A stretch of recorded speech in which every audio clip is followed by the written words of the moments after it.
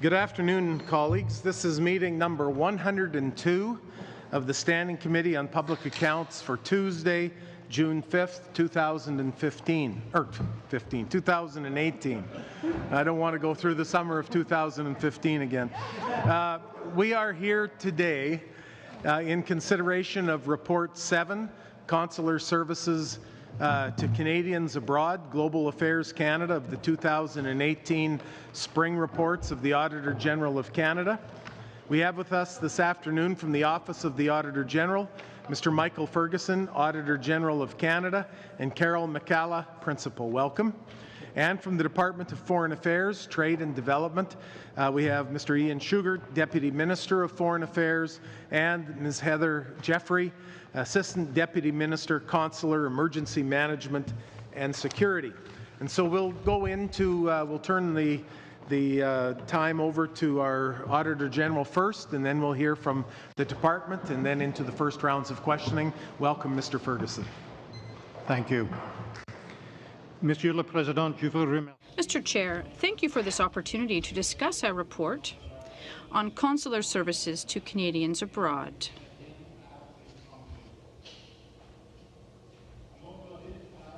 This audit examined how Global Affairs Canada responded to requests for consular assistance from Canadians travelling or living abroad. Canadians have requested things like help during an international crisis, such as a natural disaster. New travel documents also, for example, to replace lost or stolen passports, or even assistance because they had been arrested or detained abroad. Was able to deploy staff quickly to help Canadians during a crisis in a foreign country, and that it updated its online travel advisories as crises evolved. We also found that the Department was able to issue urgent travel documents quickly through its missions abroad. However, we found that in about two-thirds of the cases we examined involving a Canadian arrested or detained abroad, consular officers hadn't contacted the detained Canadian within 24 hours of being notified as required. Consular officers were able to contact most of these individuals within a month, but some were never contacted. When a consular officer did contact a Canadian arrested or detained abroad, it was usually by email or telephone and not in person. In-person contact is important for assessing the well-being of individuals and determining how much help they need. Significantly, we found that Global Affairs Canada took too long to assess allegations of the possible mistreatment or torture of Canadians detained abroad. En 2004, le juge Dennis... In 2004, Justice Dennis O'Connor investigated the actions of Canadian officials in relation to the arrest and detention of Maher Arer. In his report, Justice O'Connor recommended that Global Affairs Canada train its staff to identify signs of torture and mistreatment and inform the Minister quickly of those cases. We found that more than a decade later, Global Affairs Canada's approach to cases of arrest and detention was still not sufficient. The Department provided its consular officers with only general training on how to conduct prison visits and how to identify signs that torture or mistreatment had occurred. Also, we found that in one case, the Department took 7 months to inform the Minister about the likely torture of a detained Canadian. These gaps are critical for Canadians in distress. Global Affairs Canada must ensure that its consular services are properly prepared and supported to help Canadians arrested or detained abroad.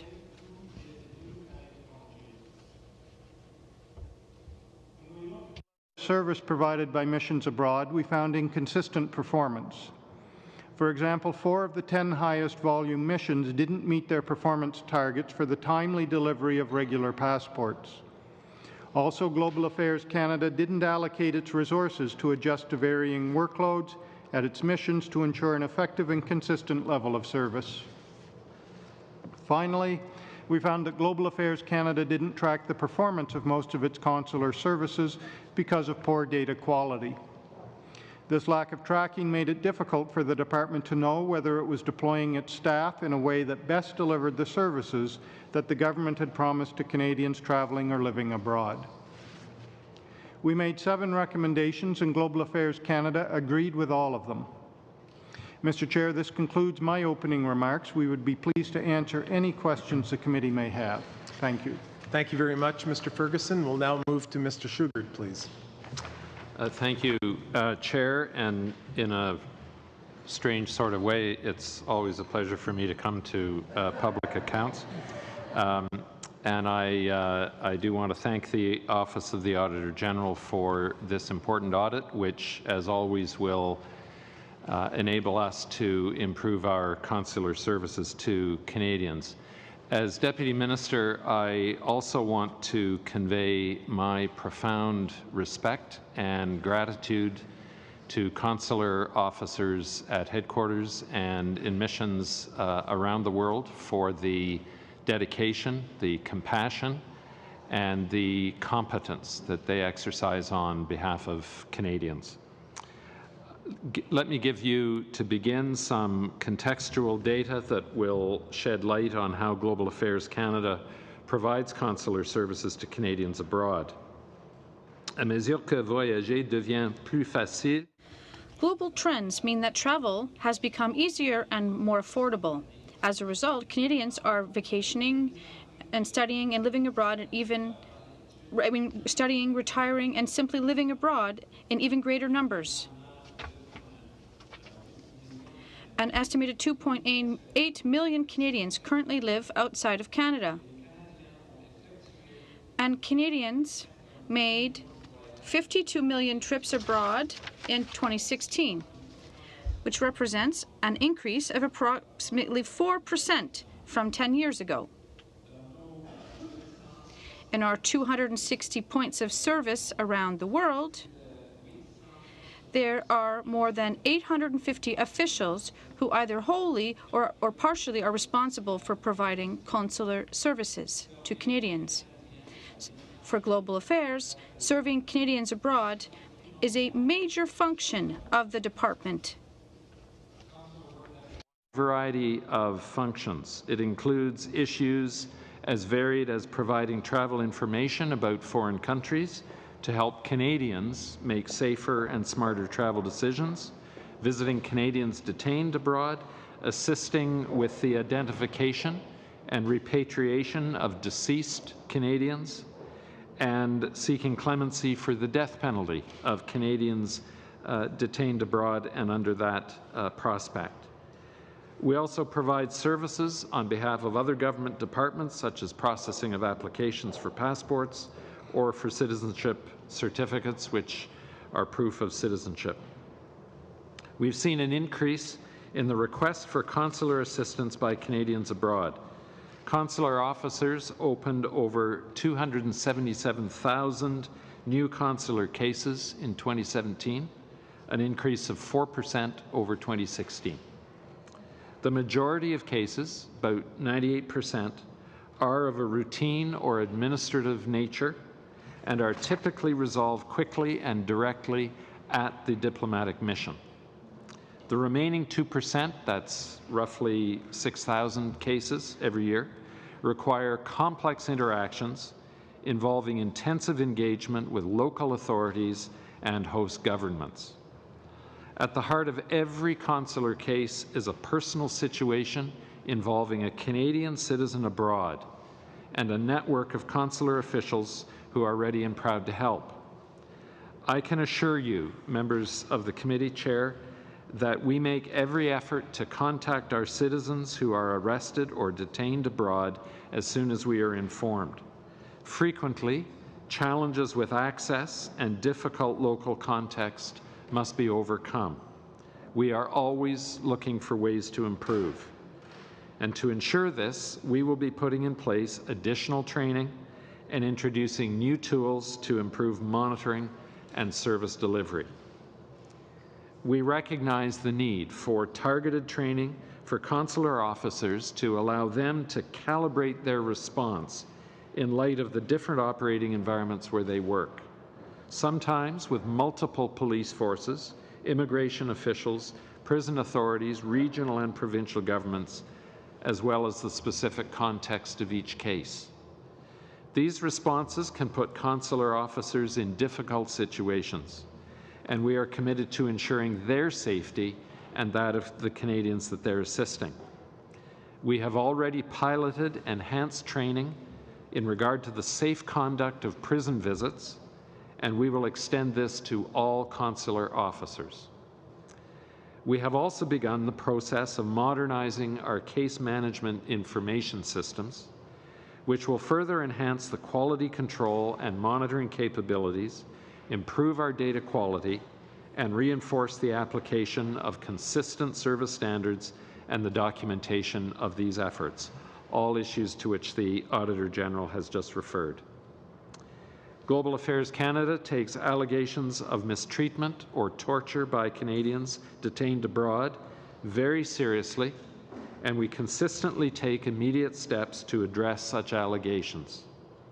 We are pleased that the report found that in all cases of such allegations, consular officials at missions abroad took immediate and direct action on the ground to respond to these situations and advocate for the safety and well-being of Canadians. We can do better. In line with the findings, we are taking additional steps to ensure that ministers are promptly notified in writing at the outset when allegations of mistreatment or torture are first made, as well as when sufficient information is available to ascertain if they are founded. Global Affairs Canada is always looking for ways to improve Canada's consular services with the objective to best serve the needs of Canadians abroad.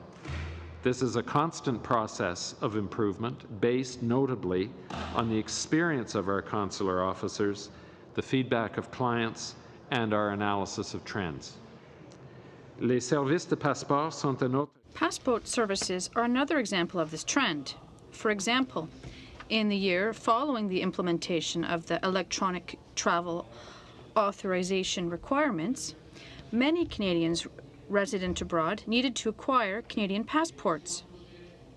As a result, effective missions abroad experienced a 23% increase in all passport application volumes, a 47% increase in proof of citizenship application volumes, and a 70% increase in new passport applications.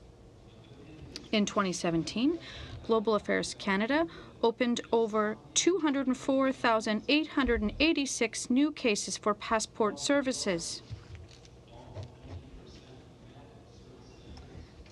Some missions could not respond to the significant surge. Additional resourcing has now been put in place to ensure demand can be met to address the backlog, and we have improved the agility of our resourcing system. We recognize the importance of ensuring appropriate oversight and monitoring of passport delivery services, and we strive to deliver high-quality, efficient passport services to continue to meet the needs of Canadians abroad. We're constantly reevaluating and improving the way we work. With a view to improving consular service standards overall, we have begun reviewing the resource allocation methodology to ensure that the distribution of resources responds to trends and is optimized across the mission network to continue to ensure an effective, consistent level of service abroad.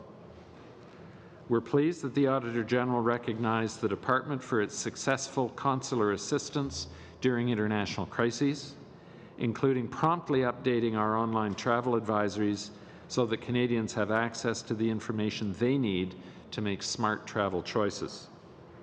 Expert staff are ready to assist Canadians who require assistance abroad including with the support of the Emergency Watch and Response Centre, which deals with calls on a 24/7 basis from around the world, and a standard rapid deployment team which is comprised of specially trained, experienced officials ready to deploy on hours' notice to anywhere they are needed. This team helped Canadians during the serious earthquake in Nepal in 2015, and were on the ground in the fall of 2017 across the Caribbean during Hurricanes Irma and Maria, and were instrumental to supplementing our local responses. We already recognize the important role of lessons learned reports in continually improving emergency response for Canadians following a significant emergency response event requiring activation of our emergency response team. This is why we're currently developing a standardized department-wide approach to ensure lessons learned are more consistently captured, assessed, and implemented across different types of emergencies. Affaires Mondiales Canada a déjà commencé.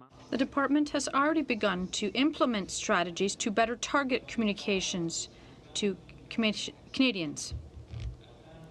We've conducted public opinion research with Canadian travelers to better understand their preparations for travel, and we're doing targeted awareness efforts. We've done public opinion research with Canadian travelers to better understand their preparations for travel, the information they need, and their expectations of consular services, as well as the channels they use to access such information. We know that Canada's efforts to strengthen ties with the world through, for example, study and international business linkages mean that demand will continue to increase for consular services. Professional, agile, timely, and dedicated consular services to meet this growing demand and modernize the consular program. And over the coming months, Chair, we plan to improve communications to equip Canadians to better prepare for travel and help keep them safer abroad, to provide timely, appropriate, and professional assistance to Canadians when they most need our help in line with our service standards, continue to modernize the consular digital platform, strengthen support to our network of consular officials to ensure that they have the necessary tools and training for modern consular service delivery, and leverage bilateral engagements and seek partnerships to serve Canadians better. I can assure you that we remain firmly committed to supporting Canadians abroad. We know that there are few issues more important to parliamentarians than this, and to provide timely and appropriate consular services.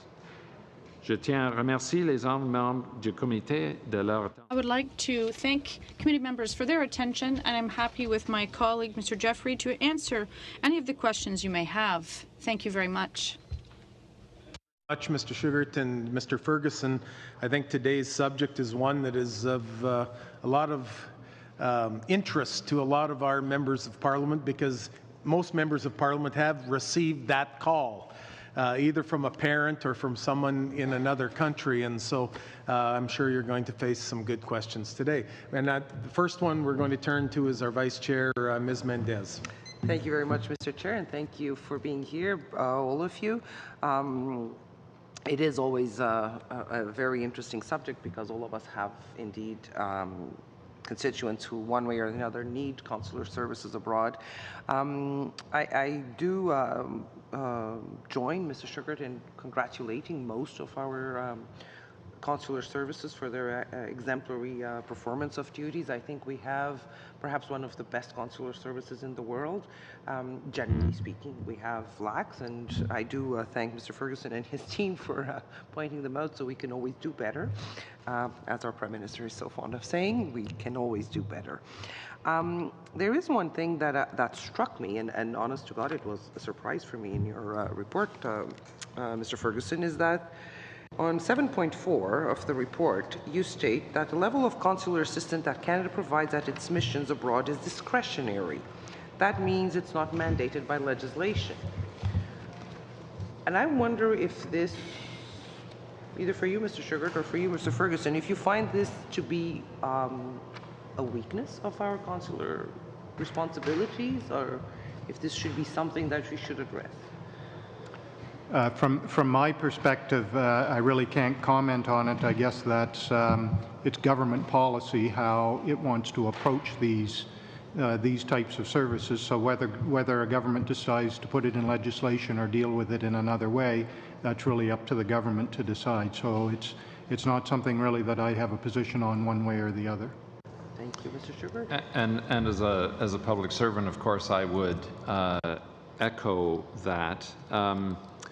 Other countries, comparable countries like the UK, are in the same tradition of providing consular support to their citizens under what is called the royal prerogative, the ability of the Crown to act in the interests of their citizens. I do point out that this is long-standing policy of all governments to support this. I think this is truly a non-partisan expectation of parliamentarians, and the service that we provide, as everything in the department, we're accountable for it. That's why we're here today, and in considerable detail, and we should be. My last comment would be that I can think of no other situation where the individuality of circumstances is as pronounced as consular services. That gives us a degree of flexibility that legislation and regulation can lack from time to time, as you know. So we have mounted this consular service that I agree with you is very, very effective by global standards through the royal prerogative, and our intention is to make it as effective on that grounding as we possibly can, and that commitment would apply whatever the legal grounding for the service. Well, I appreciate the answer, because for me it was just a surprise, and I do appreciate understanding why and why the tradition has been maintained. There's always, it seems, when Mr. Ferguson comes to us with his audits, the issue of data and how we capture it, how we use it, how we then put it in a very effective way towards improving whatever has been found to be lacking. I know that you say that you give a certain amount of numbers and percentages, but I wonder do you have any idea how many Canadian travelers and expats actually register with missions when they are abroad? That's a very good question, and before Heather answers, it varies widely, and the reasons why Canadians do not register also varies widely. Is one of them that they don't know that there's a reasonably easy way online to register? Undoubtedly, and we could do more, and if the committee permits me to take advantage of this hearing to make the case to Canadians traveling, and in some cases to their parents of students and others traveling.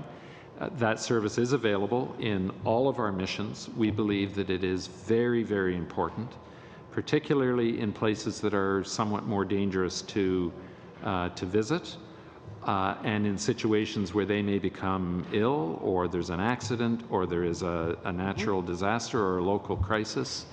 It can make an enormous difference in our consular officers being able proactively to help them as well as responsibly. Before going into the details of the question, but would this be something that IATA, I think, is the one that registers the airlines, that regulates airlines, would this be something that could be added to at least for airplane tickets, that we would have a note, please register with your mission whatever it may be, just because it seems so fundamental when you go abroad to put yourself under the cover of your own government and the protection of your own government. We certainly strongly urge Canadians to do that, and I thank you for the question. Heather, you might want to add numbers. Yeah, currently we have about 220,000 Canadians that are registered with the Registry of Canadians Abroad, which is a small number relative to the millions that we know travel and reside abroad. The reasons that were given, and this has been part of some of the surveys we've done to look at why Canadians would not register, one of them is awareness, and so we are redoubling our efforts to have a targeted communications campaign with those travelers, including working with travel agents and other travel industry representatives to promote awareness. One of them is that there are a lot of misperceptions about how that kind of data might be used by the government, that it might move, which is not, of course, the case. It's held according to the Privacy Act strictly for consular purposes. And the other reason I would say is that Canadians lack a full awareness of the kinds of services that kind of registration could bring to you. We send about 650 emergency advisories a year to those registrants. When there are local security incidents that we need to respond to, we use that contact information to reach out and alert Canadians of situations that might present a threat to their safety. So we feel it's important, and it's part of our communication strategy to find more ways of reaching people. Thank you very much, all, and we'll now move to the opposition side and to Ms. Kuzi. Welcome to our committee. Merci, Monsieur le Président, et merci à nous. Thank you, Chair, and I'd like to thank my witnesses also for being with us today.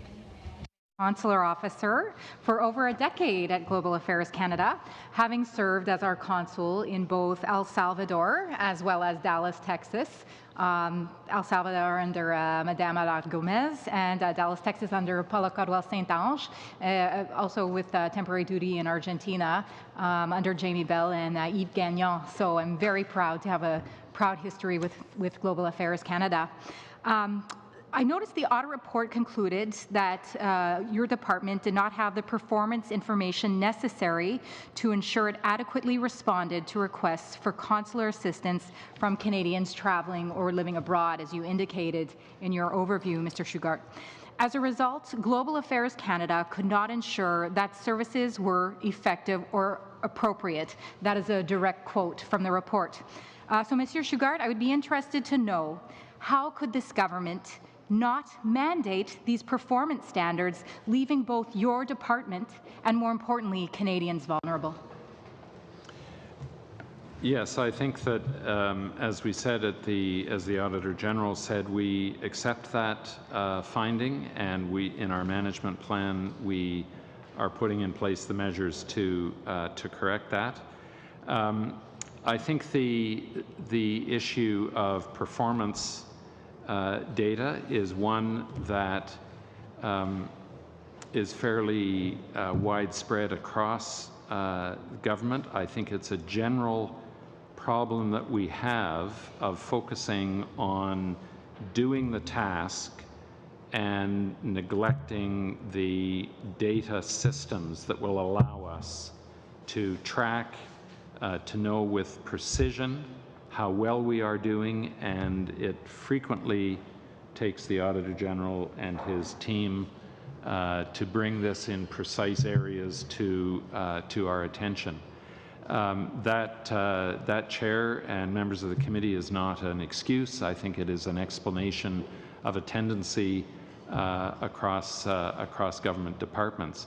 Resources typically go to addressing increases in volumes.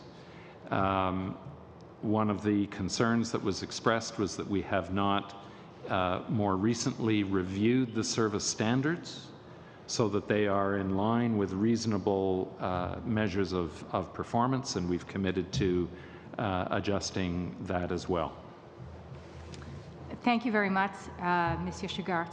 I'm also very proud to have designed the critical paths for consular activities for Canadians on both the travel.gc.ca website and application. Canadians rely on these tools for safe travel abroad.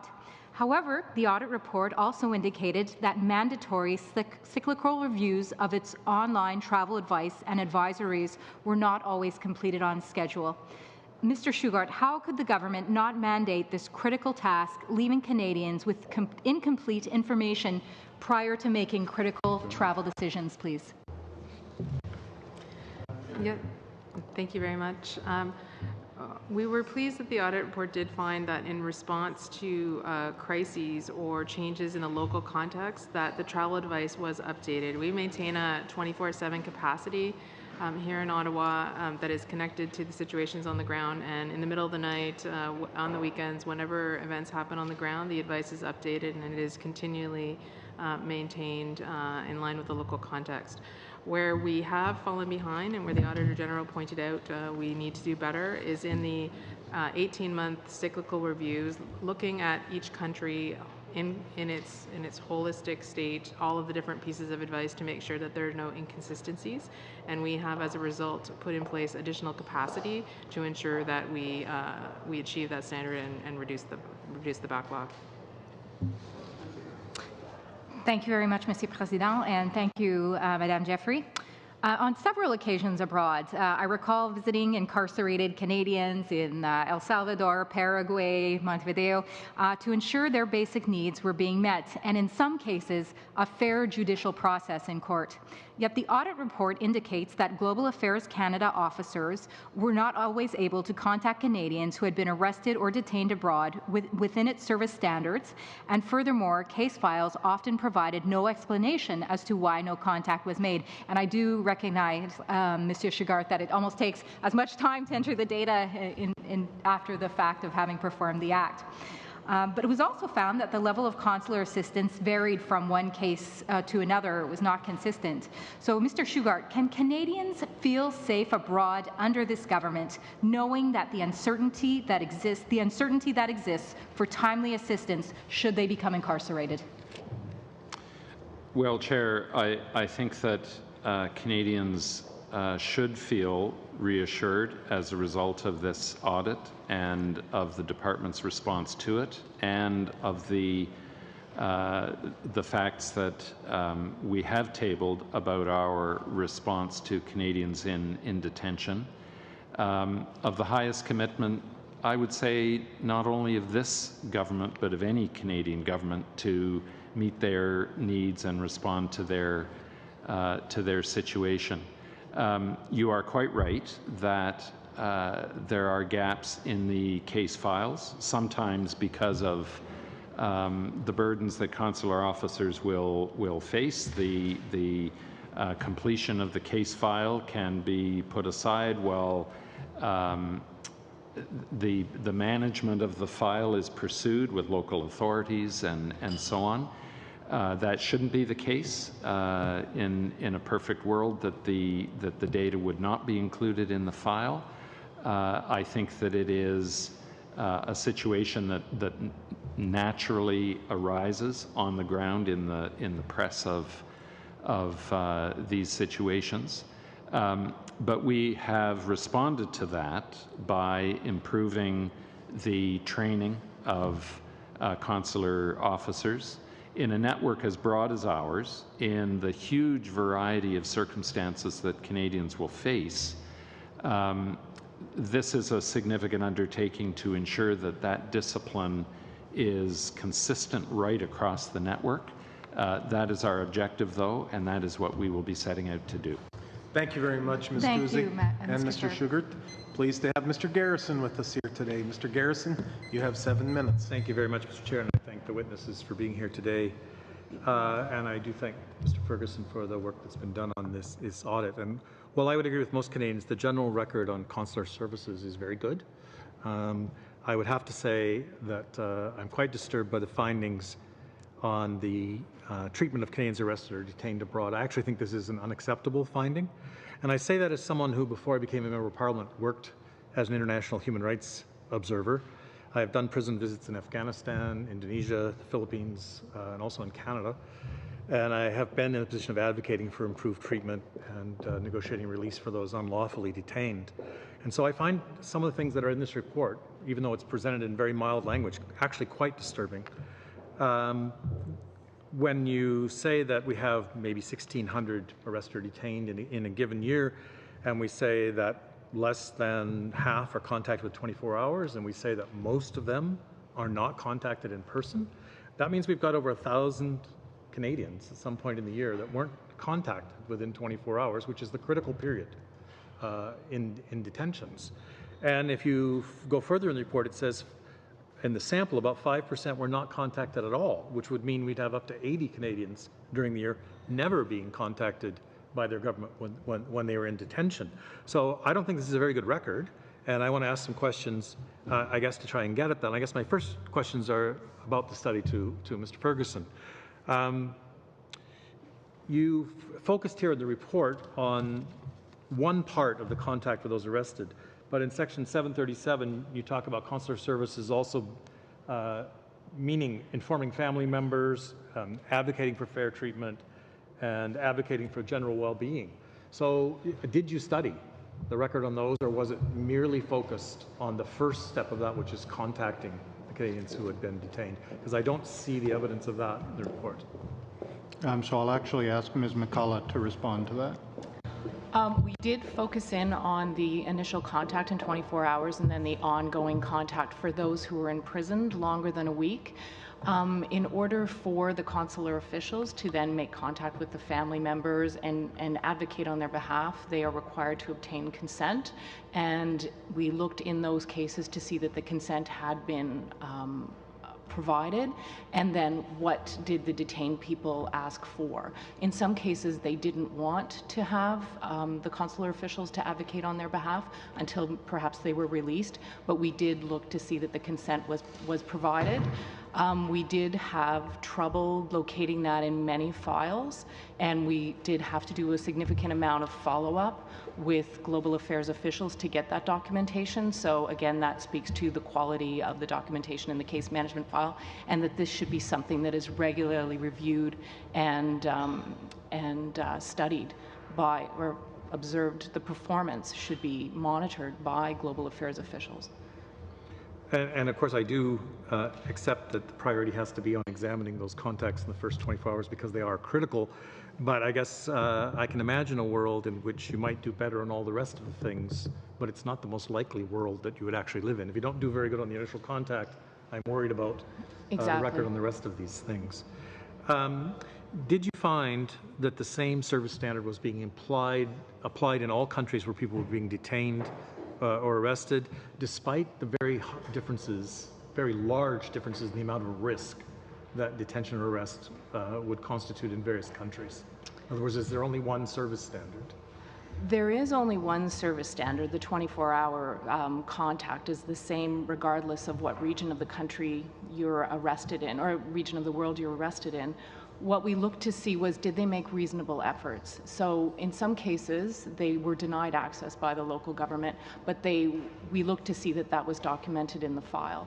We found a troubling amount of cases where the documentation wasn't there, and so we didn't see and we couldn't assume that they even tried to make the contact, and that was what we wanted to bring the attention. But we did note in a third of the cases that they did make the contact as required. I mean, I do understand it's difficult. I've been in a situation where the office we were waiting in had to be cleaned and all the furniture was removed, and we were told we would have to wait 5 hours, and then at the end of the 5 hours we were told there was no one in prison. All the cells were empty and we were welcome to look. So I do understand that's not a simple task, but my concern still comes back to we know that the risks of torture, maltreatment, and sometimes even just getting lost in the prison system of some countries is extremely high. I did interview people in Afghanistan who weren't sure why they were in prison and no one could find their records. So that's why that 24 hours is so critical, that we make that contact. So I guess I'm going to ask the department then. I find the recommendation in very polite language, very mildly stated, but the government's response saying you're going to review the service standards. The problem's not with the service standard. The problem is not with meeting the service standard. So when you say you're going to, it implies to me that you might say, well, since we don't contact within 24 hours, we'll change that service standard. So that would be a disturbing conclusion. And I'd like you to reassure me that it's not what you mean. Chair, I can reassure the honourable member that is not the intent. The point of that is the observation in the audit that those service standards have not been reviewed. We completely accept the important recommendation on documenting these visits. And again, it is by no means an excuse or evasion of that important recommendation to highlight that the lack of documentation does not mean that the efforts were not made by consular officials. It means that it isn't documented. And that's why we need to do a better job across the board of documentation. The point about the service standards is to have greater precision and realism on the circumstances. Those service standards need to be more reflective of the environment where we are operating. And it is so that in the future, as we are able better to track our performance, a future Auditor General and auditors are not saying there continues to be a gap between your service standard and performance. So it is not lowering the denominator to an easier level. It is being more precise about the circumstances that obtain in countries to ensure that the service standards are precise and relevant to the circumstances. Thank you, Mr. Schugert. Mr. Garrison, Monsieur Massé, vous avez 7 minutes. 7 minutes. Thank you, Chair. Once again, thank you, Auditor General and your team, for presenting the conclusions of this important report that will allow us as politicians to shed light on important issues that obviously have to be corrected so that we can offer services of better quality to Canadians. Thank you, Mr. Schugert, for being here, and thank you to your team as well, and for supporting you to allow you to testify, because I know there's a lot of work that's done behind the scenes in preparation of such a meeting at a committee. Chair, if I may, the first question I'd like to ask Mr. Schugert, obviously, given the conclusions and the findings of the report, and in terms of the message that was given in this report, the auditor mentioned a culture that has to change at the federal government. I'd like to hear overall about the strategy that you've implemented or that you intend to implement to take account of the results of this report and share them with the department so that they're aware of the good points and also areas of improvement, so that every team and sector in your department can commit to actions to rectify some of these challenges. So my question is to know, what's your strategy, what will your strategy be to share this information to improve things at Global Affairs Canada? Thank you, Chair. Allow my colleague Ms. Jeffrey to elaborate on this and to provide some more comments, but I would say that training of our consular agents is the best and most efficient way that we can improve our performance in this respect. I almost said the word culture. It's a question of culture in terms of discipline and documentation in files and the evidence that was mentioned. We have to do a better job of entering this. But it's not a question of culture in terms of our commitment. The commitment of our consular agents and our mission heads and managers throughout the world. They give Canadians the most effective service that they can in their specific circumstances. A few days ago,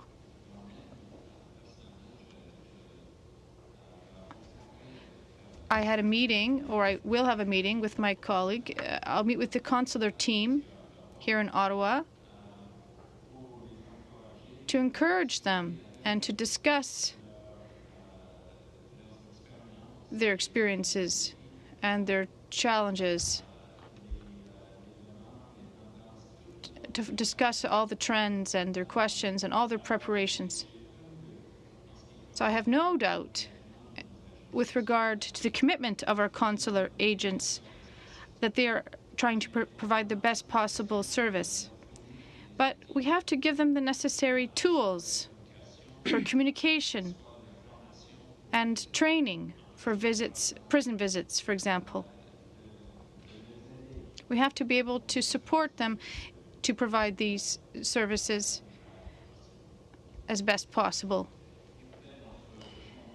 In this particular context, tools that could be provided, for example, to consular agents, were identified by the Auditor General in his report. He said that there were some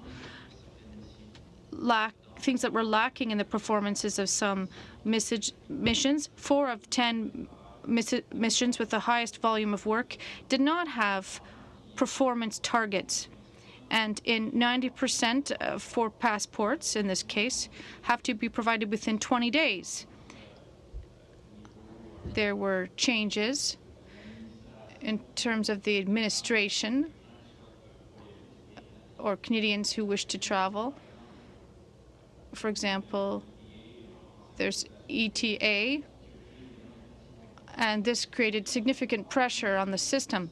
But of these 10 missions, we can see that on page 17 of the report, that one particular mission did a really good job and it was able to achieve its performance targets, whereas in London, the performance was rather, well, not as good. So I'd like to hear what you have to say.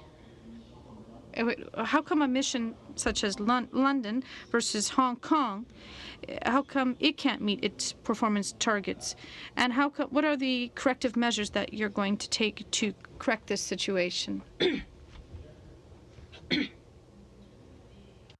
performance standards on delivering of passports within the 20-day standard, there is variation amongst our missions abroad. We've seen that the way that we had resourced and staffed those missions was not agile enough to take into account the surges that we saw. And we know that with the introduction of the 10-year passport that there will be now periodic peaks and valleys in passport demand abroad.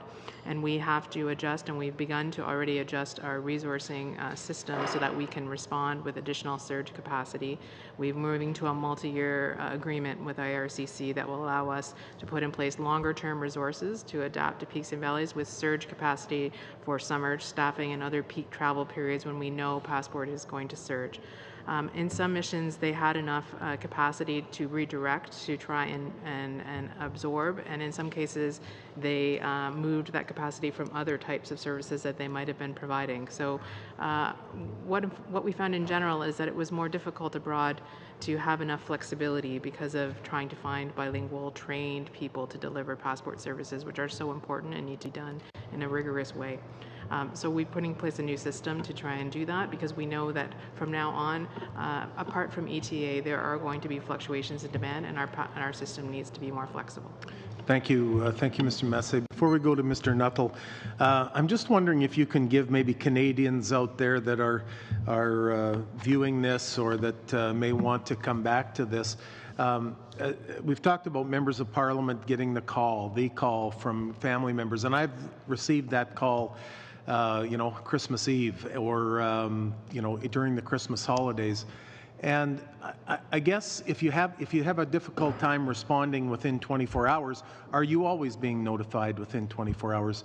Typically, what we will ask families of someone who has been incarcerated abroad, they'll say, Mr. Sorensen, we have no idea what to do. Your office is closed. I'm sorry we called you at home. And we will ask then, have you contacted Consular Services? Sometimes their expectation is that because he's been arrested and incarcerated, Consular Services, are the first to be notified. And maybe you could just give us a little bit of the process there. What should someone do? Are you notified immediately? Do you have someone on call, within 24 hours? You haven't seen them, but have you always been notified? That's a great question because, again, it gives us an opportunity to reinforce a couple of pointers. You're absolutely right that individuals in distress don't always know what the right avenue is, and the truth is we are not always immediately informed. Members of Parliament, in the case that you give, Chair, are very well aware, and typically at both constituency and in Ottawa levels, staff in Members of Parliament offices know about our emergency watch centre and so on. So that contact is often made, but often not in the first instance. But when that call comes in, maybe Heather, you could just give a quick summary of what happens. So our 24/7 emergency watch center is staffed with consular officers around the clock. All the calls that come in after hours, if it's in the middle of the night in Thailand, for example, those calls are routed to Ottawa. They're answered. If it's necessary, the watch officers wake up the consular officers on the ground, and then we begin our efforts to try and locate the Canadians. When we refer to notification, there are two ways. Sometimes it's family members of Canadians who inform us that their family member has been detained. In other cases, and certainly we expect host governments to inform us when they detain a Canadian national. It's part of their responsibilities under the Vienna Convention, as it is for us here in Canada. Not all countries or local offices, police stations understand or respect those responsibilities, and in many cases it can take a long time for us to find exactly where in the prison system the Canadian might be located. So it can be a complex task, and we rely on all the information we can to try and triangulate and reach people as quickly as possible. But the watch center and that emergency officer should be the first port of call. They can access everyone they need to reach people quickly. Thank you very much. We'll move into the second round of questioning. That's a 5-minute round. Mr. Nuttall. Thank you, Mr. Chair, and thank you for joining us today to both respond to and I think provide more information regarding the audit that was completed by the Auditor General and his team. I just want to ask a couple of follow-up questions and then go from there. It starts out, the comments from the Auditor General just today start out with a couple of things that were done at least to par and at least within the expectations that people would have. And then bridges into the timing at which Canadians who are held abroad perhaps have to live with or live without in terms of being contacted by one of our consular representatives. The first question probably should be to the Auditor General, and then I'll go back over. So, Mr. Auditor General, when you say that detained Canadians were not contacted within 24 hours, is there a way to determine whether they were tried to be contacted, or was there no way to actually measure if there was any emphasis put on by our people on the ground? So actually what we found in 190 cases was in 70 of those cases the consular staff did contact the detained person within 24 hours.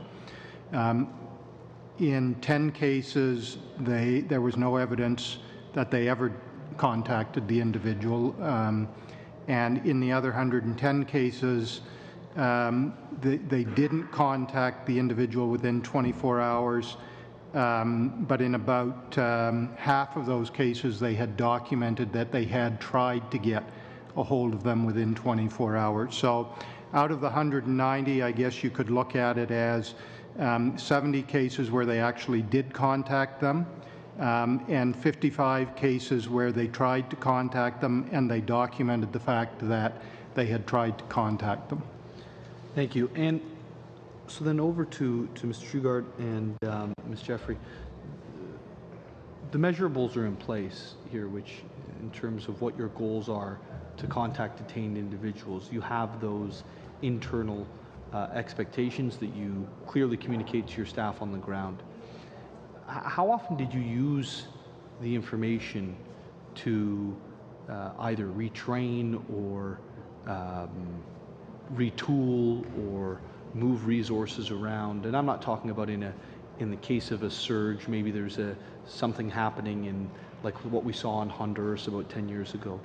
But just on a consistent basis, how often are we using the information you have to better prepare our people on the ground? Yes, we are consistently using, I would say frequently at multiple points through the year, a resourcing model that we have that measures different kinds of demand and service standards and reallocates surge resources to those locations to try and meet increases in demand. That isn't just the extreme cases like in an emergency crisis response where we have a dedicated corps of responders, but also for more mundane types of surge related to particular travel patterns. What the Auditor General has pointed out to us is that our resourcing model needs probably better quality data in many cases to be able to accurately measure that kind of performance target and make sure that we are providing resources where they are necessary. So as a result, we're going to be revisiting that resourcing model, looking at more sophisticated indicators and tracking better quality data, and part of that is training. It's about communicating with our officers the importance not just of assisting that Canadian who desperately needs help, but in recording all the steps that were taken to do that. So the problem I have specifically with just talking about the data, and perhaps I know that I was talking about that. So 70 out of 190, I think the Auditor General said. I could be exaggerating the number slightly. That's not like a data miss in terms of we didn't use the data correctly to determine where we needed to be. That's a much more widespread issue. So is there a funding issue? These are very important services that Canadians traveling in all parts of the world, but specifically there are some hotter regions need to know are there for them. Yeah, I would say that there is an aspect of it that is a data issue, in that in many countries it is not possible to access Canadians, for example, in certain kinds of immigration detention or in certain places. And in many cases, our officers were not documenting on the file where there were systemic issues that would prevent them from accessing. They knew the local context, and so they wouldn't necessarily document the reasons why it was not possible to reach that person. But not having the data means that we, as the managers of the program, can effectively move resources where they need to be, and so that's why we need to do better on that. The majority of our detention cases are actually in the United States, which is not surprising given that's where Canadians frequently travel. We do try to look at resourcing in terms of the much more complex nature of the interactions in a place like Afghanistan or other insecure areas where visiting detention requires a lot more effort and you have to travel long distances. So not all cases are created equal, and our system needs to be more sensitive to the kinds of demands that vary between regions. Thank you, Mr. Nuttall. We'll come back to you. Mr. Lefebvre, please. Thank you, Mr. Chair. Thank you, Mr. Shugart, to be here as well, again, in a different capacity. Just a quick question for Mr. Ferguson. When was the last audit of the consular services? I didn't see that in reports, and sometimes you put it in, sometimes you don't. But we had not previously done an audit on consular services. So this is the first audit on consular services? Okay. Thank you. In the audit, it states that at paragraph 7.3, that there's been an increase of around 21% of Canadians traveling abroad, which has created obviously more demand on consular services. I'm just wondering if so this was in 2015, so from 2005 to 2015 there was an increase. Are you aware if this was a budget allocation to the council services to address this increase? Mr. Joubert? I don't believe targeted, not a formal purpose-oriented budget increase that I'm aware of, but we could certainly, do you know offhand? There has been a gradual increase in the cost of consular services being provided. Consular services are provided on demand, and so in our reporting to Treasury Board annually, you can see that there has been a consistent increase in cost, and in the cost, and also in the budget as well.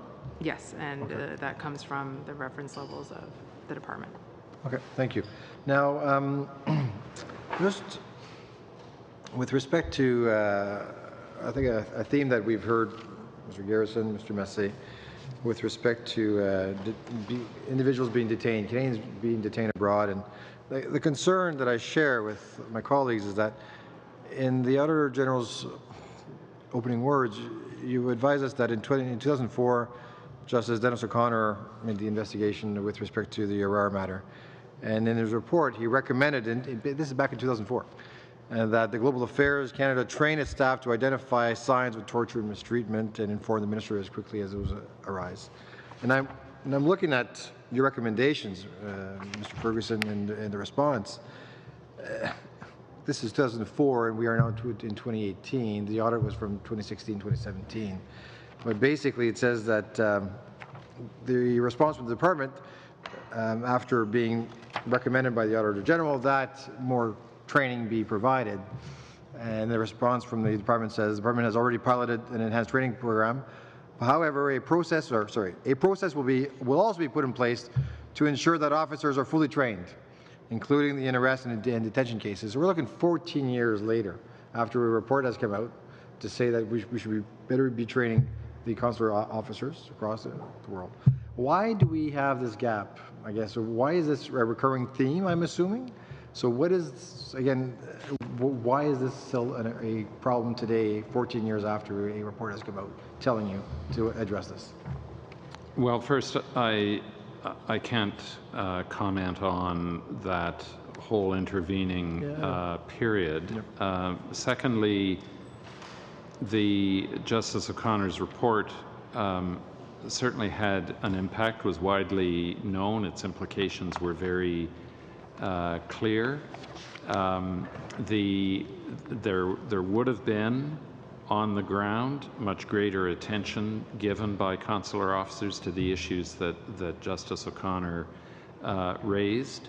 I think the difficulty from the point of view of an assurance audit is that in the absence of a formal training initiative, the conclusion arrived at is a logical one. What we've emphasized is that we have already begun to implement, to pilot formal training in this area, and we will be rolling out formally across the network that kind of precise training. Thank you. Now, I guess I only have a few seconds left, but how can we ensure that this will be ongoing? This is not a one-time, we've been told to do this, we're going to do it, and after that we're done. How can we have confidence that you will implement in your department, in the consular services, that this will be a recurring training that should happen every, I don't know, well, you guys decide, is it 18 months, 30 months, whatever training that is required to ensure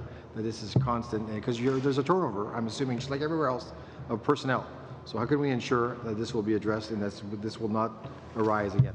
Well, management and consular officer training, formal training, is an annual event in the department, and this training program will become a formal part of that annual training. It's actually going on in a few weeks. We're engaged in formal training of our outgoing heads of mission currently. Last week in this, and MCO training comes immediately after that. So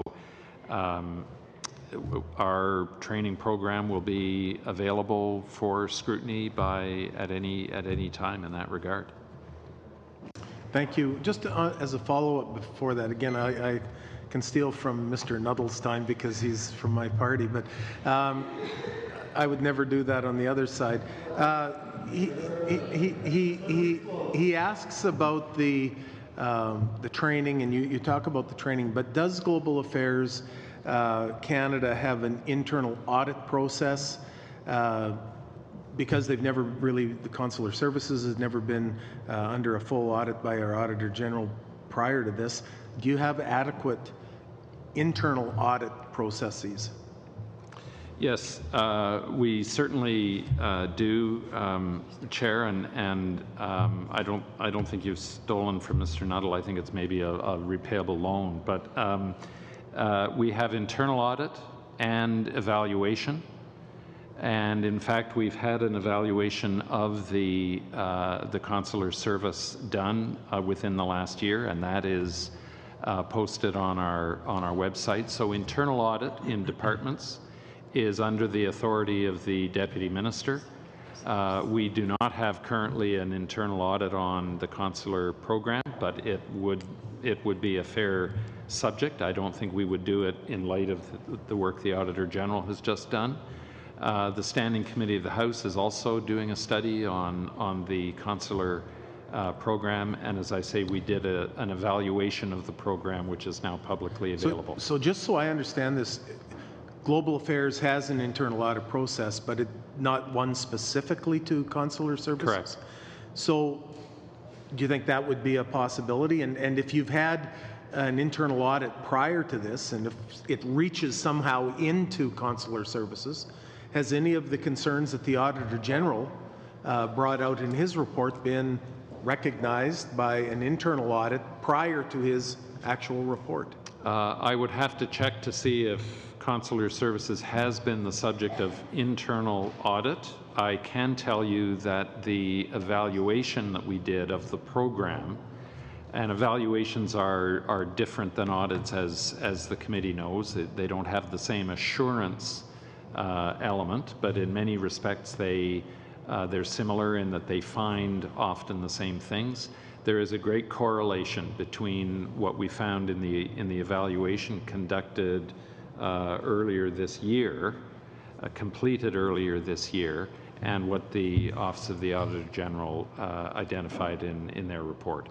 I would think that, especially on the not so much just the detaining but the torture, you know, one of the concerns that the Auditor General brought out was that it isn't adequate, the timeline, and in some cases where there may have been torture involved, it is, I think he had it in his report, it's you know, we're deficient in getting the information to the minister, in some cases the deputy minister, on time.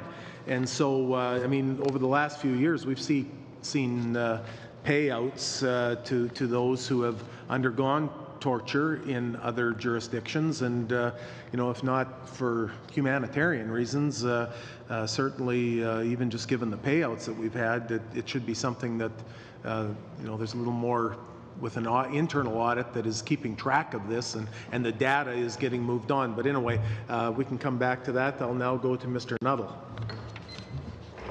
Thank you, Mr. Chair.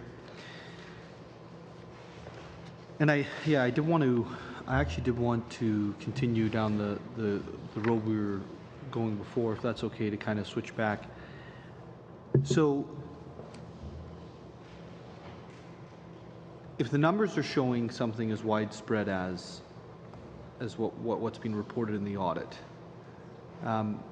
usually the thing I love about this committee and I love about the auditing is usually it's the numbers that don't lie. You can really tell a lot. And so you've said, Mr. Shugart, that you're starting to institute department-wide training to deal with this.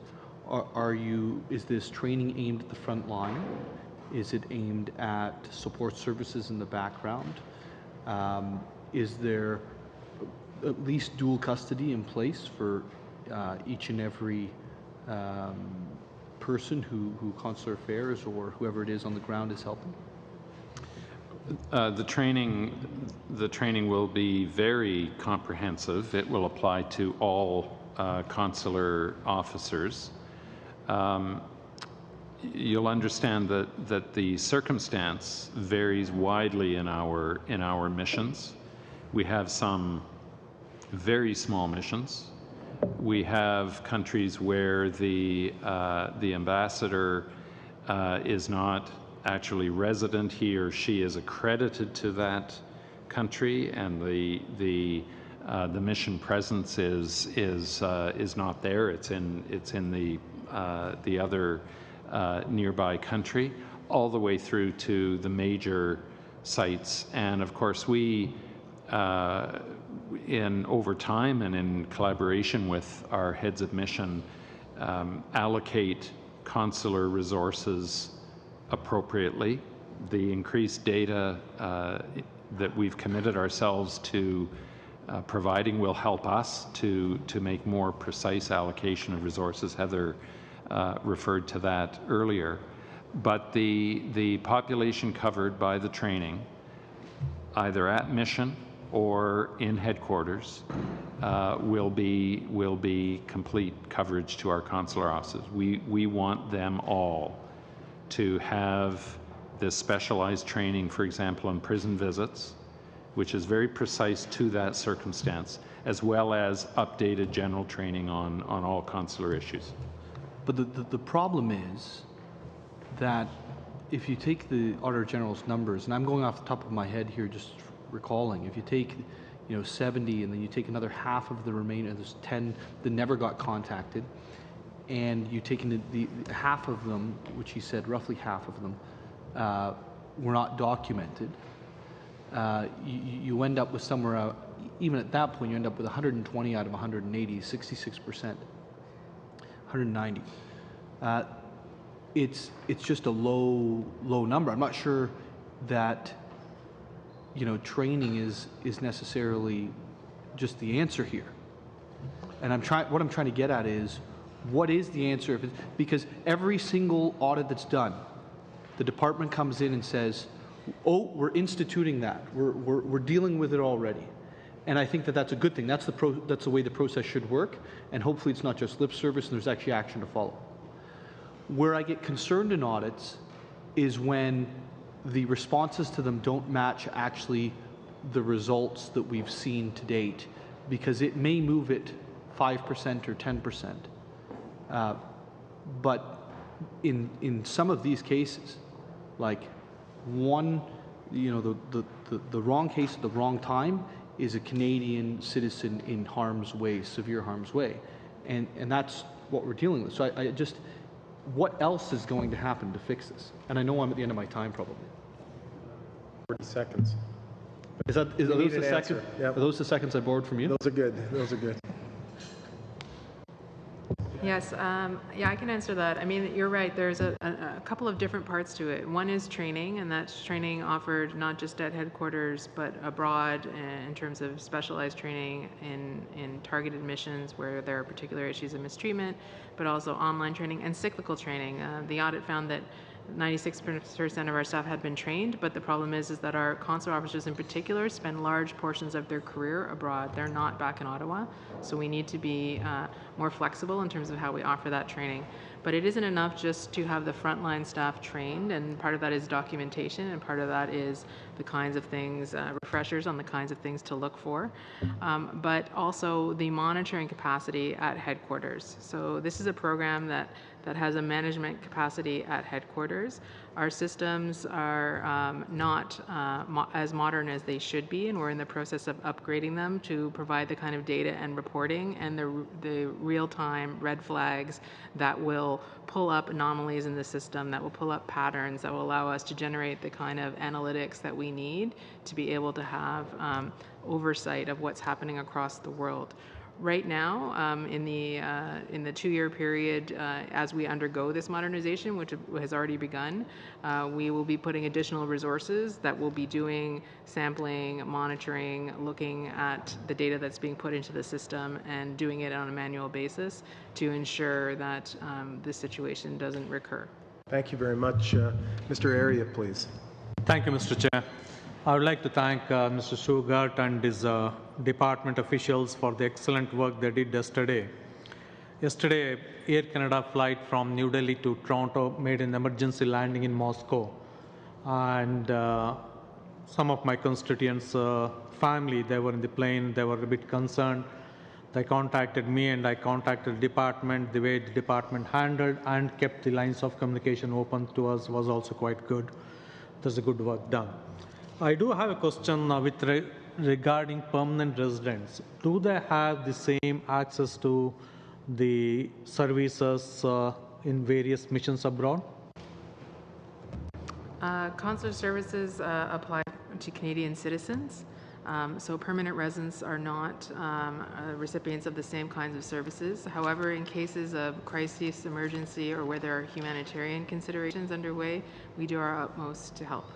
Because a permanent resident constituent of mine, a Dutch citizen, when he went to the mission at The Hague, he was turned away at the gate. His problem was that he had forgotten to take his permanent residency card and he couldn't come back. So when he went to the mission there, the guards at the gate did not allow him to go forward. Is that normal? Consular services are provided to Canadian citizens, not to PRs. I'd have to look into what the process would be for a permanent resident that needed to access documentation. It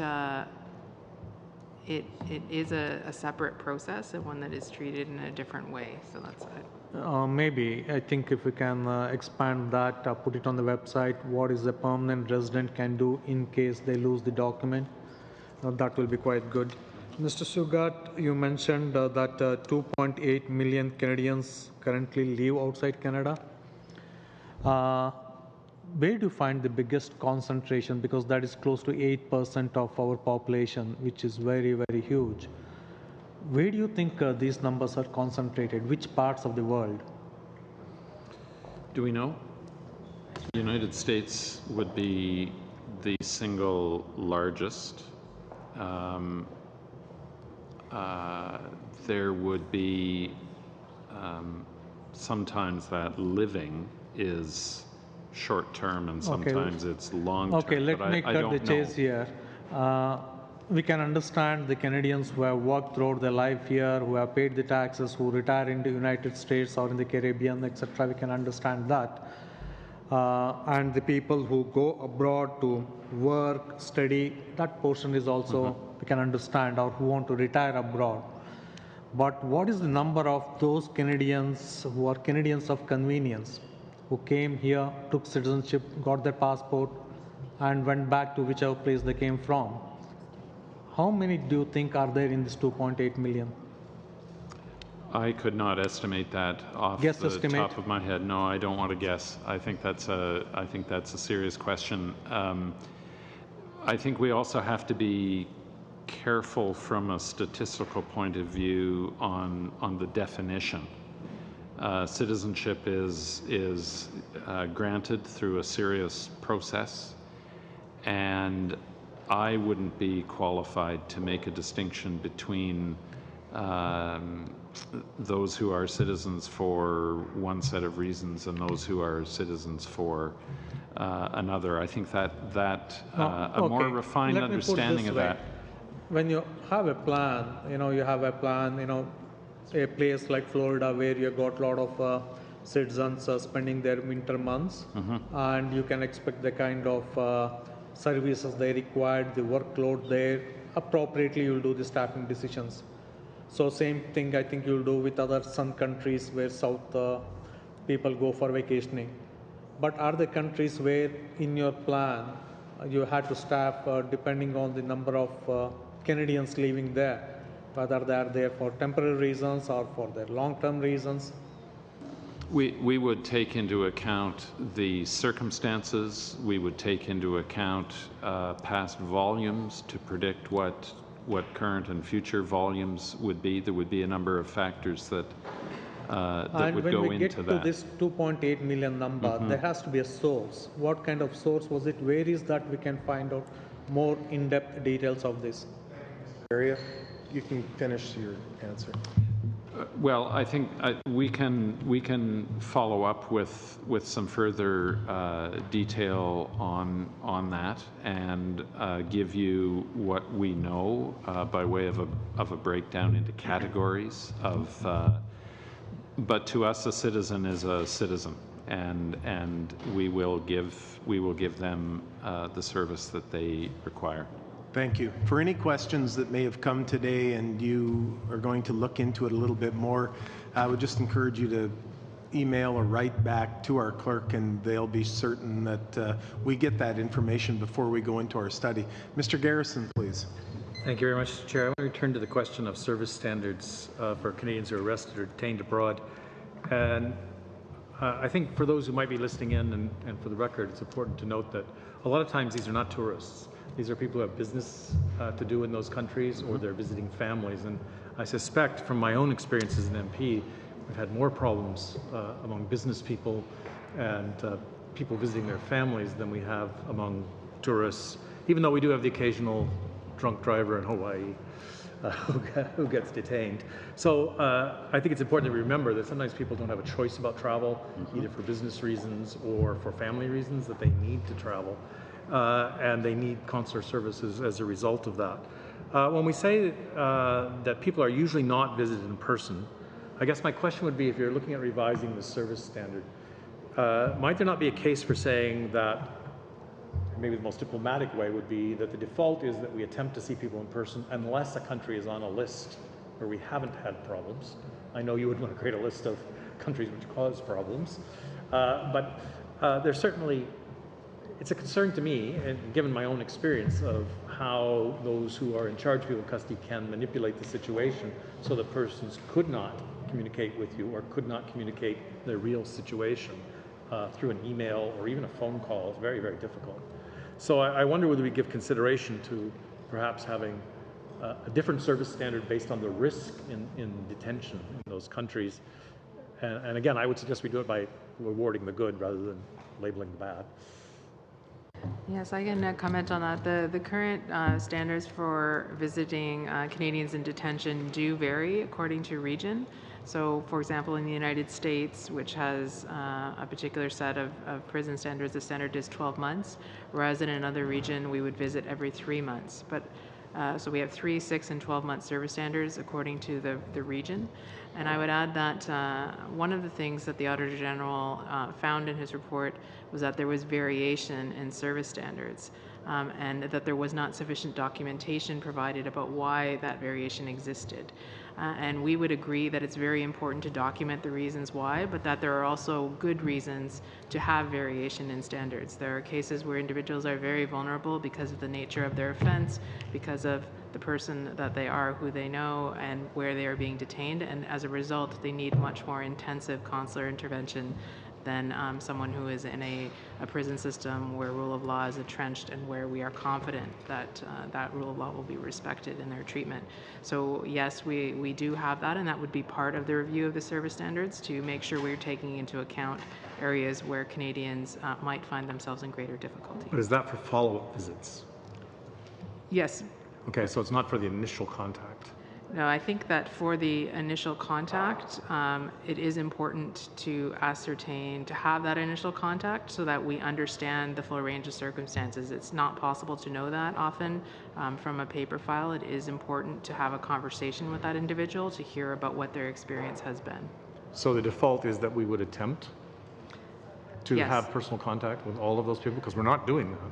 Yeah, personal, well, we'll have to look at in some cases where you're confident that you can have a telephone conversation and that standards will be respected to allow that person to have a frank discussion with you, then I think we could look at that, and that is certainly the practice in a place, for example, like the United States, where we have large numbers of detainees. That's a suggestion I was making. Yeah. Yes, so that is already the practice, but we would look at making sure that our service standards outline that clearly so that Canadians have expectations about what service they can expect. And part of that specialized training on mistreatment is to give the consular officers the background, the information, to the signs, the clues that there may be mistreatment going on. It's very specialized, as you know.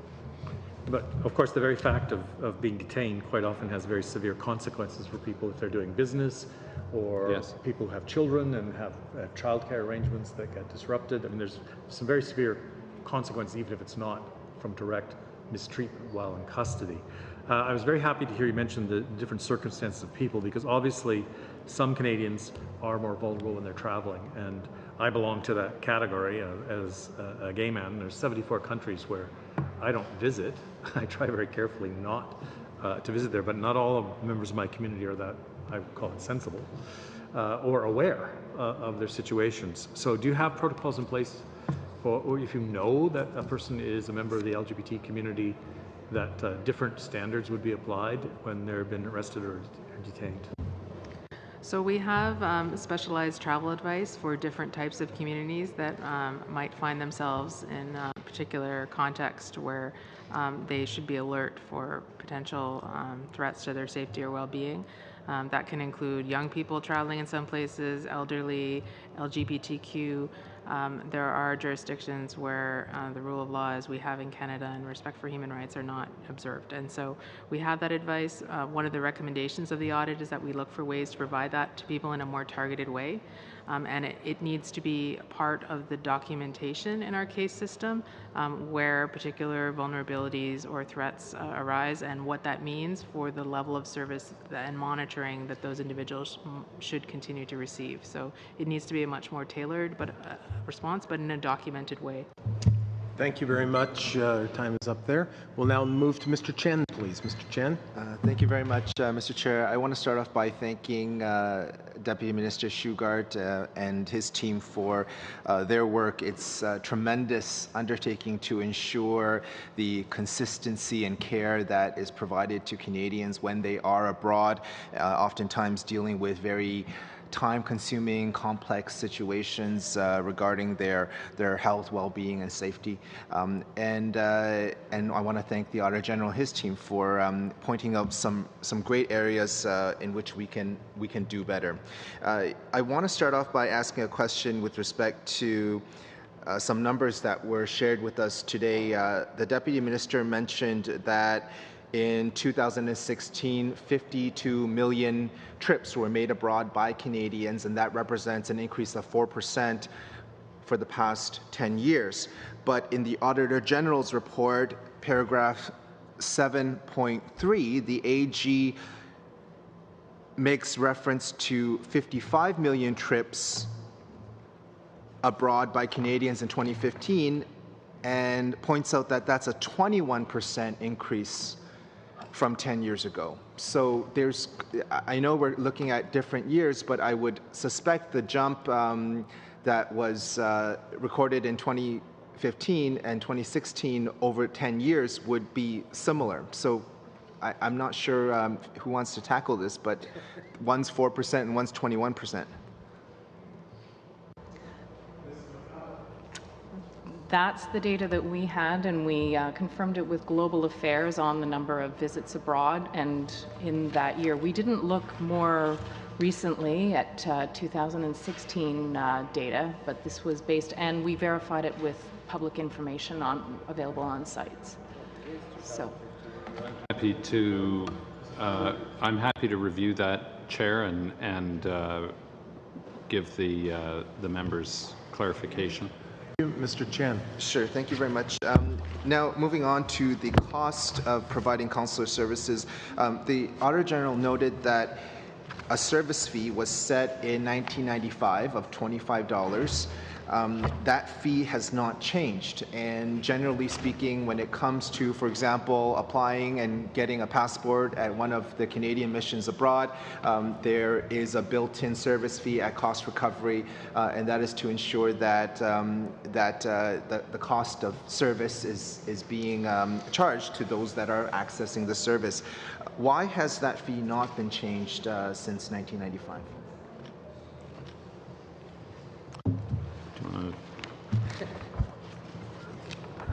Well, the Auditor General, as you know, found that we should be reviewing the fee. It is part of the fee that is charged within the overall passport fee, so we'll be working with IRCC and with Treasury Board as part of the review process that the Auditor General has recommended.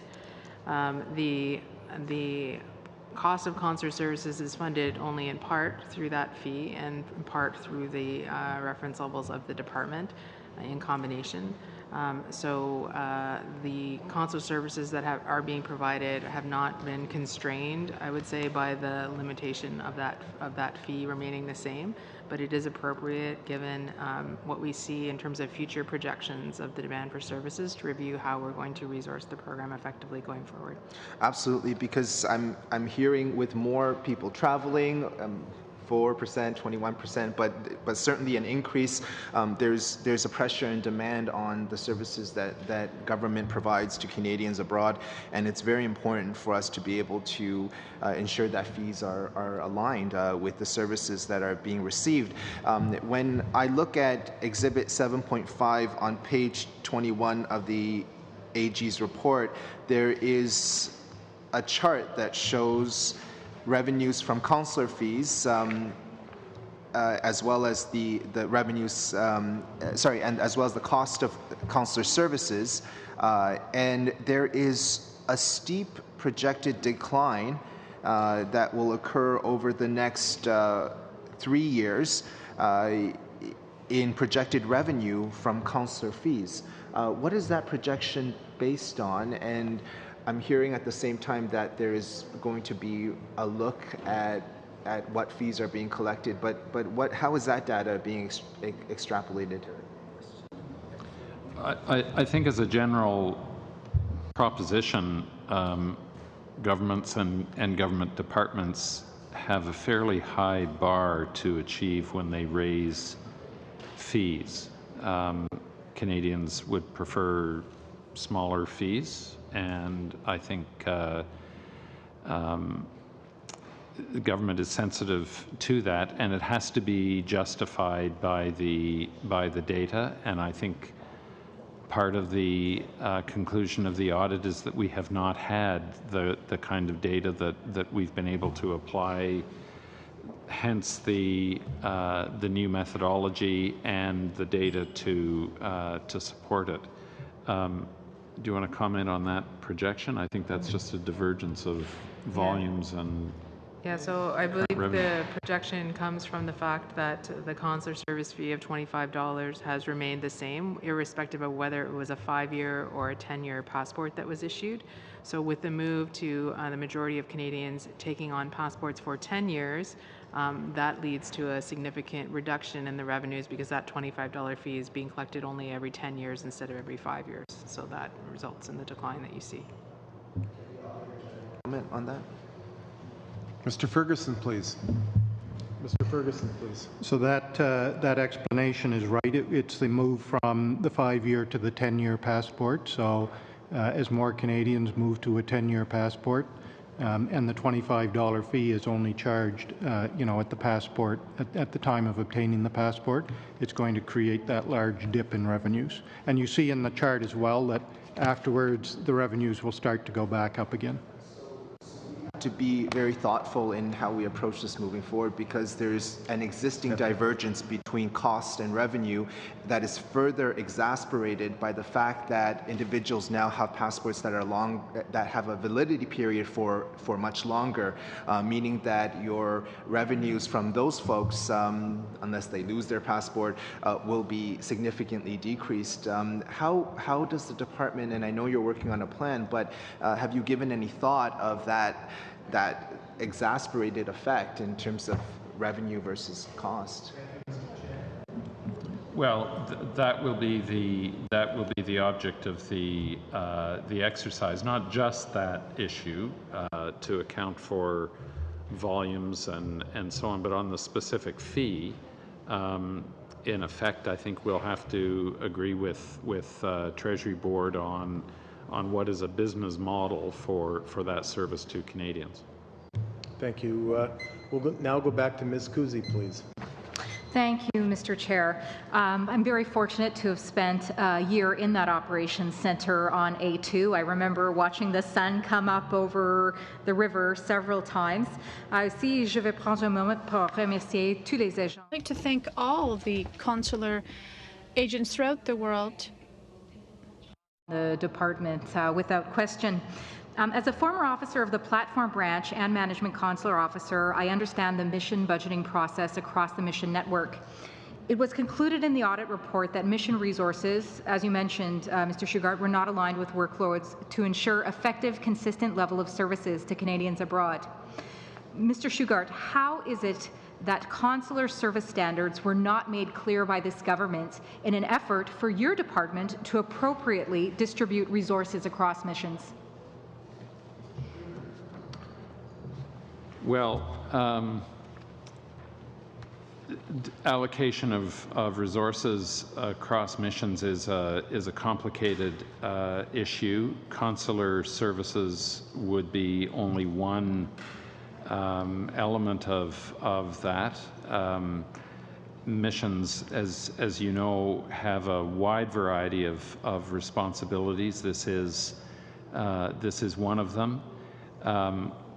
I think what we will be able to do on the consular side, but even that will not capture all of the costs of missions, will be to give us predictability and that close relationship between demand and the resources. But and the same business-like approach to all of the other requirements of missions, not all of which, of course, can be documented and predicted and defined, but to the best of our ability, we allocate resources on the basis of a number of criteria, the number of people that are coming through, the existence of trade missions, of political engagement with the government in question, and so forth. So it's a complicated process, but this will address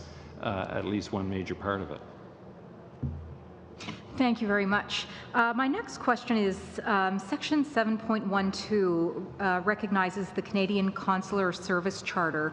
I'm wondering when was this created, and who was it created by?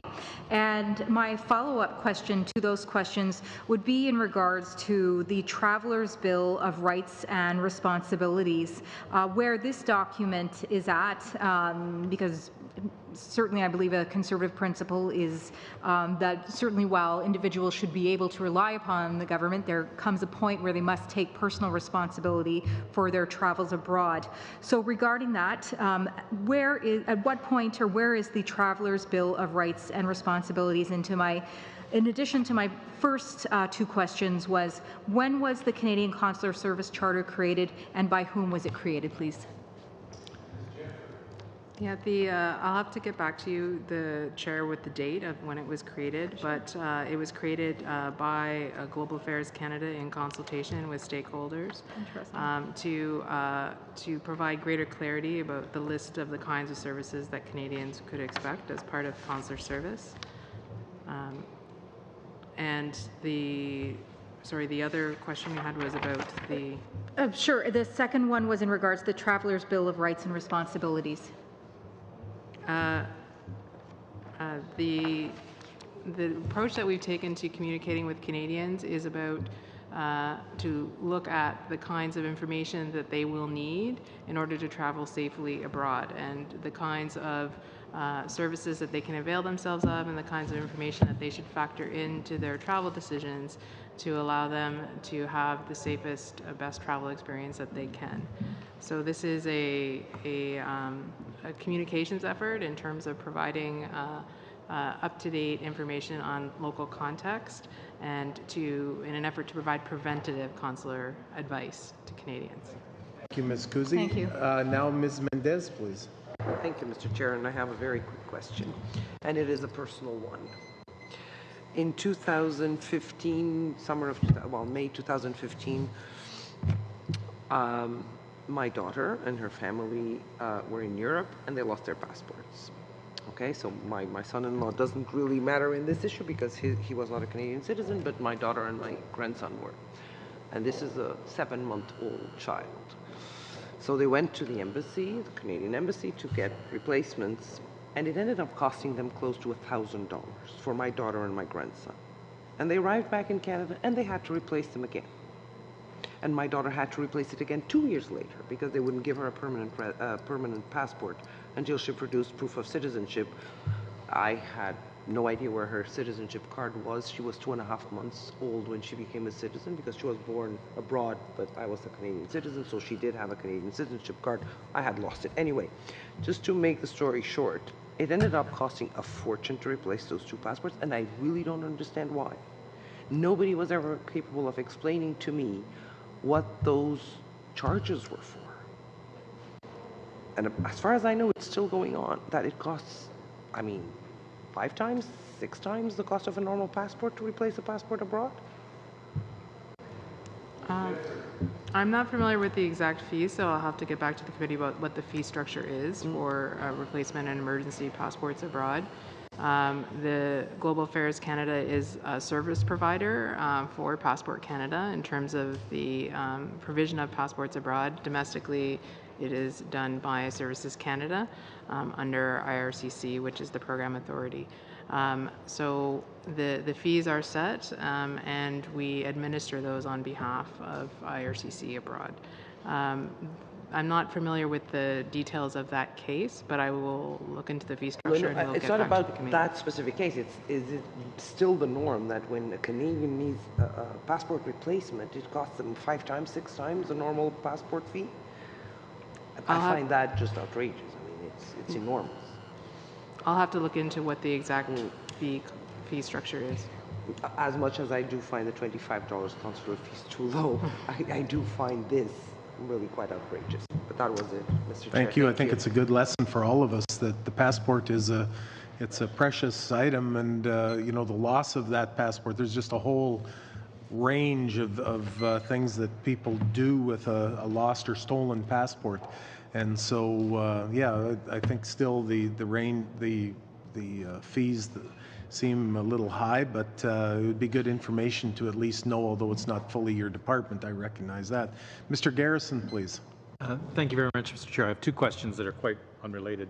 The first one goes back to a question that was raised earlier on the gap that the Auditor General's report found in reporting torture or mistreatment in a timely manner to the minister, because we do know, and I've had the personal experience, that sometimes ministers can privately fix situations with other governments simply by talking to their representatives. And so whether or not that's always the case, that's one of the reasons why timely delivery of that information can be quite crucial.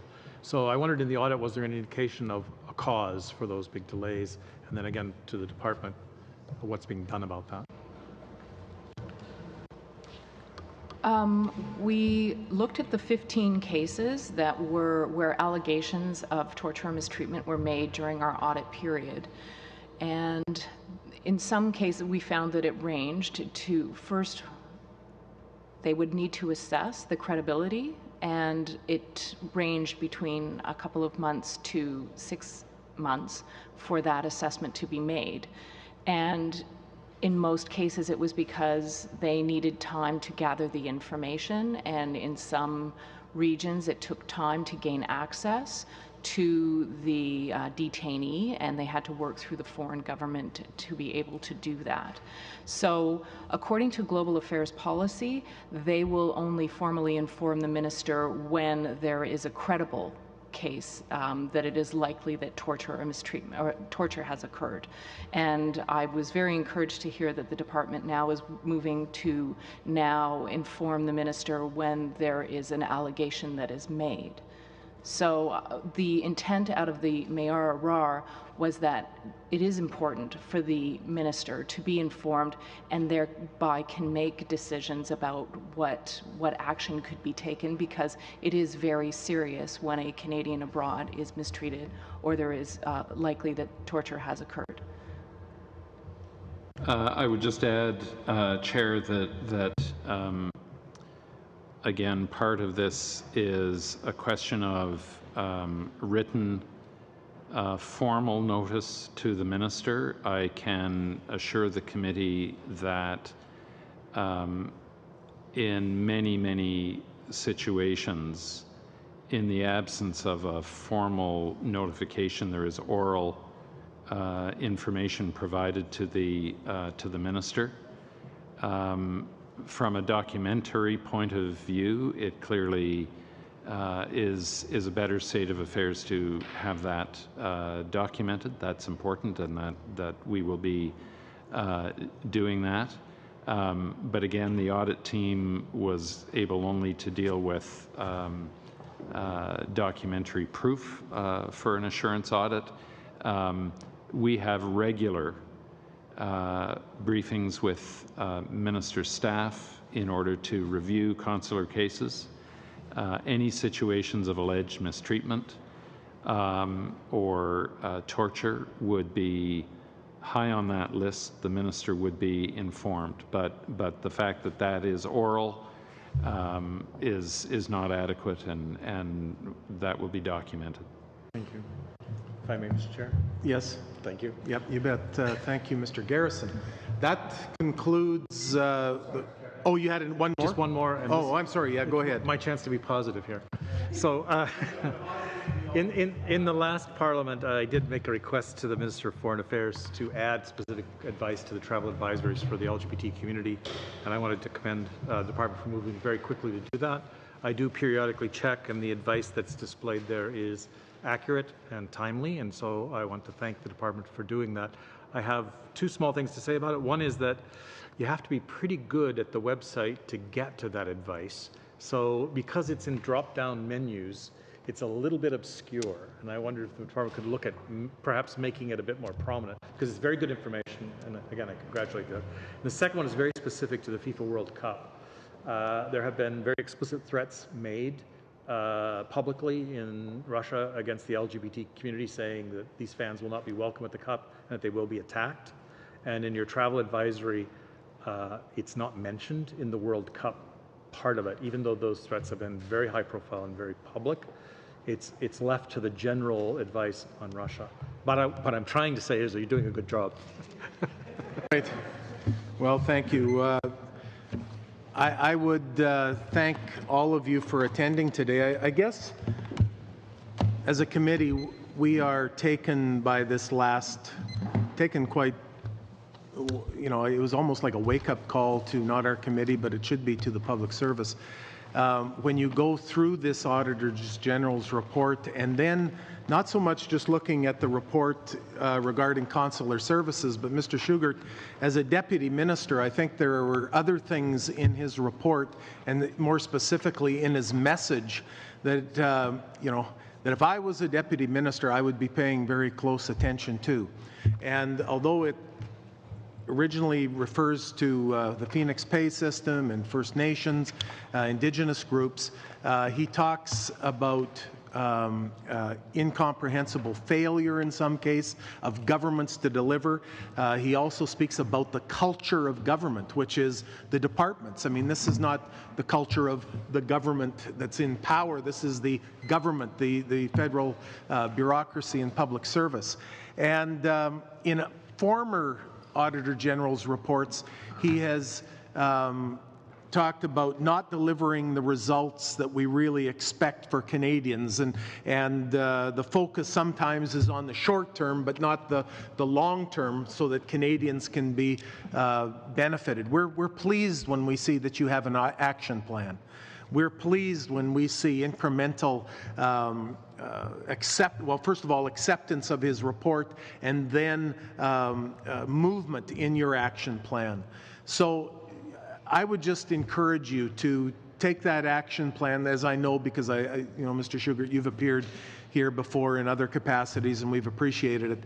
But really, to take the concerns expressed by our Auditor General about the culture of government, and in some cases, he talks about cases where under the Phoenix system and Indigenous systems, where sometimes ministers were not adequately given the information in a timely process. And to a lesser degree, it may be pointed out here, and I would certainly encourage you to take that message that he gives very seriously as we, not only in your department, but in all departments, seek to better the culture of government. And that, I can tell you, is the goal of our committee, is to enhance the culture of government and to be certain that Canadians are first of all served well.